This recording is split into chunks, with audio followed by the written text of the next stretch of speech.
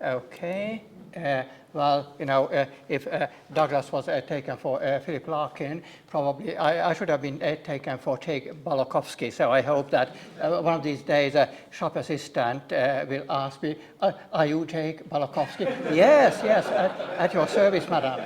Well, to start with, I go back to the 1997 Larkin Conference here at Hull. There I offered a reading of Larkin from an East European perspective, which was also published in the volume New Larkins for Old. And then I suggested that, reading Larkin from an East European perspective made me Jake Balokowsky. More than 25 years have passed, and I wish to revisit my ideas. Posterity is frequently seen as a central poem in High Windows. If Balokowsky is a fictitious reader of Larkin, we can. Moreover, we are encouraged to read the whole volume through his eyes. This is a leitmotif in Larkin criticism. See Clive James's essay, Wolves of Memory, for example. However, we should also ask the question, how do we read the poem about this character, Jake Balokowsky? I suggest that before we give a linear reading to posterity, going line to line, most probably we give it a so-called scanning reading, in the sense Rifater and Paul de Man used the term. Although this seems very theoretical, I actually mean something very simple. We first observe a poem as a visual artifact. This is our first impression of the text. Understanding only comes later. And I'm particularly addressing those unfortunate colleagues who, like myself, teach literature. And probably when they teach reading poetry, they tell the student, always read it line to line. Yes, but before we do so, we sort of scan the poem in. Let me give you a few examples from other poets.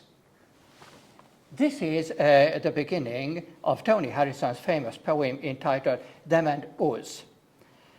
Before reading the poem line to line, most readers will immediately notice what is unusual about the layout.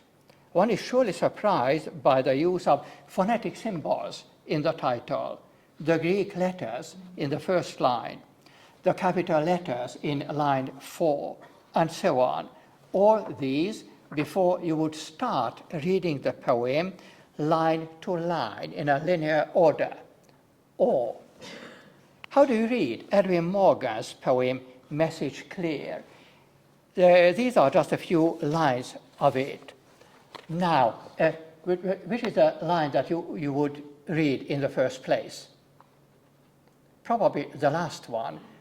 I mean, most readers would automatically do that. And you know, these are just a few lines. Actually, it's a poem of 30-something lines, but everyone will automatically first read the last line, because that is the only line that makes sense, in which letters are not omitted. And then we'll go back to the beginning only later. Why do we do that? Because automatically we want to get to know the rules of the game. Here the rules the major rule of the game is that there is a line, a well-known quotation from the New Testament, I am the resurrection and the life, and he simply deletes some letters from it. And what remains there is a line in the poem. But this demonstrates that instead of applying a linear line-to-line reading to the poem, we read it in a different way. I will come back to Edwin Morgan later, but I wish to turn to Larkin at this point. I'm arguing that when we read a poem, particularly if it's a relatively short poem, no longer than a page, our scanning reading always precedes linear, that is line-to-line reading. observing a poem as a visual artifact in the first place is especially inevitable if the reader is not a native speaker of English. Being a non-native speaker and reader of English, whenever I read a poem in English, I enter a world that is different from my own world, from my own culture. Here in this poem, in Larkin's poem,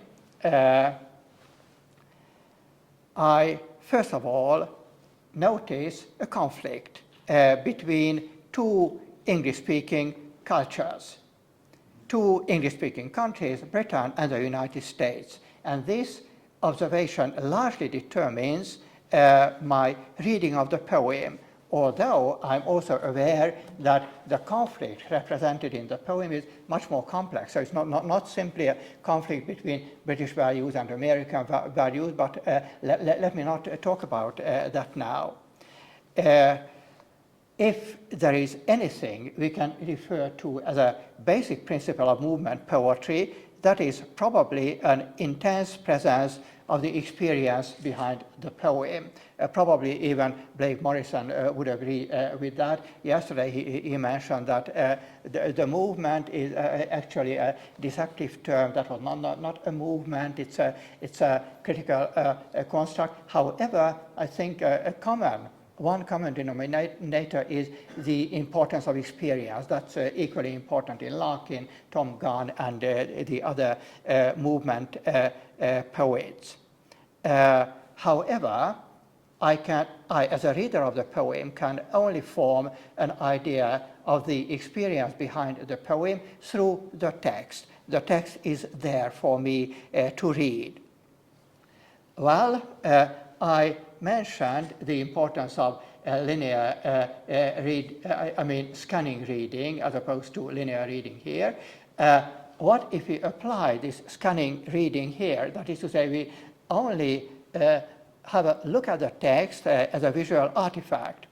First of all, we see that this poem is much more conventional than Tony Harrison's or Edwin Morgan's text. But we also notice the proper nouns, the inverted commas, signifying a monologue, better to say a one-sided dialogue. Jake Balokowsky is speaking to somebody, and probably he replies, but his words are not there in the text. We also notice the italicized word in the last line, natural. We also notice the dashes, probably before we would start reading the poem line to line.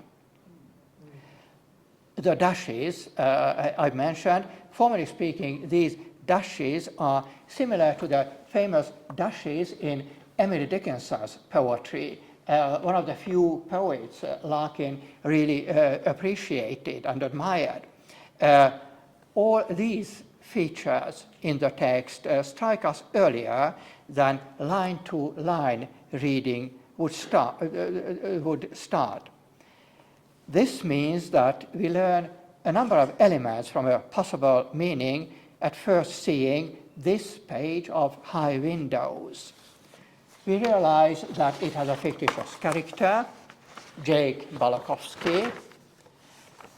We realize that the text simulates a speech act, that the word natural in the concluding line is given special emphasis, and that M dashes suggest unfinished sentences. I have said that the poem constructs a speech act, but I should correct myself straight away. I need to be more precise. It simulates two speech acts. One is the situation of Larkin speaking and quoting Balokowsky. The other is the situation of Balokowsky speaking to a friend. Andrew Swarbrick also emphasizes this, pointing out the similarities between Larkin and Balokowsky, as well as dialogicity, the terrifying word that I mentioned in the subtitle, so dialogicity in the Bakhtinian sense. Although Bakhtin used the term dialogic in reference to novels, hence his famous term, the polyphonic novel. And Bakhtin saw poetry as inferior with its monologic structure. Such poems, like Larkin's Posterity, give evidence that poetry can also be dialogic, even polyphonic. What is true for Larkin's poem is also true for good poetry in general. Let me put it in the context of literary history. Bakhtin discovered the making of the polyphonic novel in the second half of the 19th century and enlarged on it in his fundamental book on the Russian novelist Dostoevsky. To put something complicated simply, the term polyphonic, of course a term borrowed from musicology, means giving up the position of the omniscient narrator of 19th century fiction. If this is true, one will recall some outstanding predecessors of Dostoevsky, even in British literature, such as Emily Bronte's Wuthering Heights, written just before Dostoevsky started publishing his major novels. Just think of Wuthering Heights with at least 6 clearly distinguishable narrators, and all are equally important. But the paradigm shift also took place in poetry. In Robert Browning's The Ring and the Book, there are 11 monologues, 11 accounts of the same criminal story, and in each case the story is different. Hence the symbolic title of the book, the Ring. The ring actually means a ring formed by these monologues, and none of them offers you the complete truth. The truth is in the middle, and the reader needs to find it. The point is that one point of view is as important as the others. None of them offers the final truth. And my point is that Posterity was written in this vein. The first speaker of the poem fictionalized Larkin, and Balokowsky both construct their own views, and they are equally important. None of them is true. Larkin didn't believe in it. But both are beautiful, in inverted commas. Beautiful in the sense of bringing aesthetic satisfaction to the reader. To put it in plain English, when we read the poem, we have fun. At least I always find it a very funny, very profound, but very funny poem. Larkin himself offered controversial comments on the supposed value of this poem. In 1973, that is before the publication of High Windows, he wrote that it was, and I quote, by no means the worst poem in the book, by which he meant the manuscript at that time. But 3 months later, and it's very interesting, 3 months later, he was of the opinion that this poem was not up to the level of the rest. So which shall we believe? Perhaps he was convinced by critical remarks during the publication process, or he thought that the satirical tone, including a mocking imitation of American accent, and you know, it's particularly clear on the recording on which Larkin reads the poem. He was trying to imitate an American accent. So perhaps he saw that all these didn't fit the volume. We all know that Larkin was a very, very serious critic of himself. But is this poem really a satire? In his second book on Larkin, The Poet's Plight, James Booth quotes Larkin, to be a satirist, you have to think you know better than everyone else. I've never done that, Larkin wrote. This definitely encourages the reader to partly accept Balokowsky's view. But when we do so, the uncomfortable question comes: does Balokowsky know better than others, better than Larkin, for that matter? After all, While Balokowsky's figure can easily be interpreted as a satire in the British tradition, his words on Larkin are also satirical. Whose satire is posterity then? The Jewish American scholars or Larkin's? It's easy to say both, but equally easy to say neither. In his essay on high windows, Clive James uses a constructed viewpoint of Balokowsky in the reading of other poems. He finishes his essay with an emphasis on a key word in Larkin, which is almost. Almost. I wouldn't hesitate to draw the conclusion Balokowsky almost understands Larkin. Likewise, Larkin almost understands Balokowsky. His creature, his mask, his desired other. But Balokowsky is also the reader's mask. Our reading is inevitably misreading. Clive James was the American critic. As you can see, the thing Balokowsky needs to grasp is not criticizing modern society from a position of superiority. I don't fully agree with Clive James, to be honest. Is this really true of Larkin? In some poems, it's true, but not in all poems. Things of Nothing to Be Said, in which he creates a godlike position for himself, speaking about humanity and suggesting that those who understand death cannot speak about it, and those who speak about death cannot understand it. And you can only say that if you put yourself outside of this paradigm, or think of this be the verse in which he positions himself outside genealogy. At least to me, the closure of the poem, get out as early as you can and don't have any kids yourself, is so shocking. I mean, more shocking than the vulgar beginning of the poem, because this means that this is my position. This is the moral kind of behavior to me. But that means that I put myself outside of human history. Nevertheless, I can still see Clive James's point, and I am conscious that my reading is also misreading. Larkin's poetry is so appealing to most people because our impression is that he's one of us. Earlier, I promised that I would come back to the Scottish poet Edwin Morgan towards the end of this presentation to make it sure that I will finish it shortly. Edwin Morgan, Larkin's contemporary and also his exact opposite. I mean, Morgan was born in 1920, Larkin in 1922, so they basically belong to the same generation.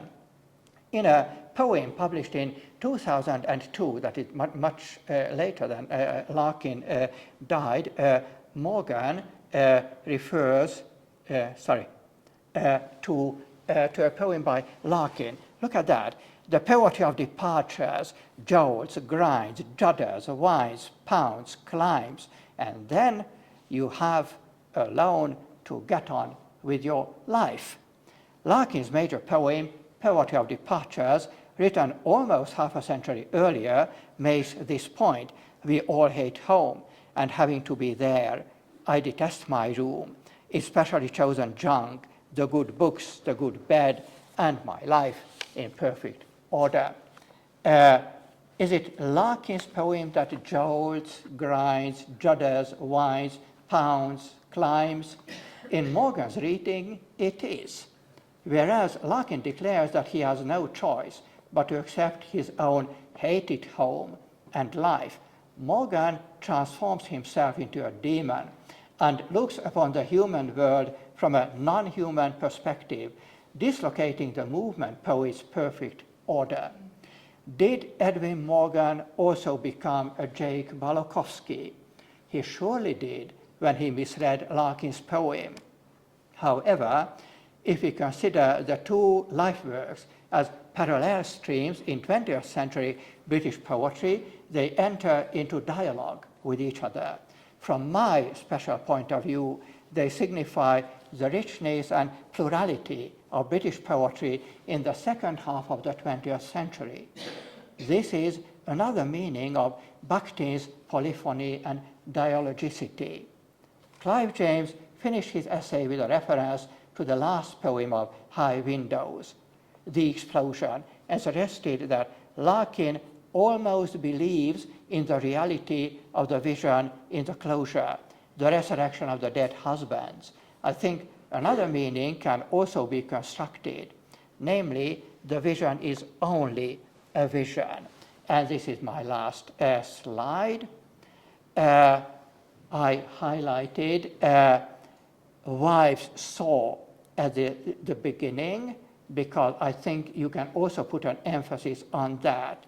Likewise, somehow, in the second last line of the poem, believing in the vision and seeing it with irony as other people's vision are two equally possible meanings fighting with each other in the text. That's why it has been a frequently debated point in Larkin criticism, whether you should read The Explosion as a wonderful piece of religious poetry in British culture, or just the opposite, as seeing religion with irony, because both meanings are there and they are equally important. In the last line of the poem, a man in the vision shows the eggs that he collected before the accident unbroken. This is the point. Beauty is somehow preserved. We are not sure how, but it is. And I think at this point, Balokowsky nods approvingly. Thank you.